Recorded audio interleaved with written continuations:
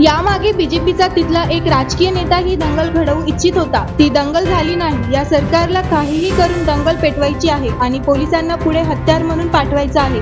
जितेंद्र आव्हाडांचा गंभीर आरोप। मला जे काही भिवंडीतनं समजलं, दोन्ही समाजातनं समजलं की दंगल झाली असती जर या माणसांनी मध्ये उडी घेतली नसती। त्या माणसांनी मध्ये उडी घेतली आणि दंगल थांबली। आता दंगल थांबवल्यानंतर जर त्याला हे बक्षीस मिळणार असेल तर डिमॉरलायझेशन म्हणजे पोलीस यांचं मनोबल खच्चीकरण करण्याचं, पोलिसांचं मनोबल खच्चीकरण करण्याचं काम चालू आहे। अंतर्गत मला हेही माहिती आहे की पोलीस अधिकाऱ्यांनी प्रचंड विरोध केला या बदलीला, पण तरी देखील ही बदली करण्यात आली। ह्यामागे बीजेपीचा तिथला एक राजकीय नेता ही दंगल घडवू इच्छित होता। ती दंगल झाली नाही आणि त्याचे परिणाम त्या डीसीपीला भोगावे लागले। म्हणजे याचा अर्थ स्पष्ट आहे की या सरकारला काहीही करून दंगल पेटवायचे आणि पोलिसांना पुढे हत्यार म्हणून पाठवायचे।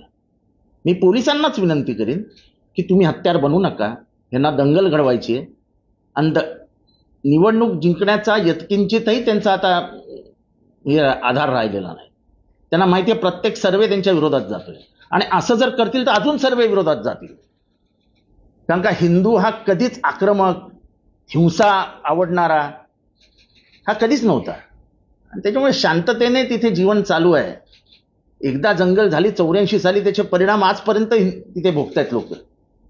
दंगलीमध्ये जी भिंत उभी राहते ती पाडायला नंतर 20-20, 25-25 वर्ष लागतात। समाजामध्ये जो विद्वेष प्रसरतो, समाजामधनं जो आपलेपणा गायब होतो, तो येतच नाही परत।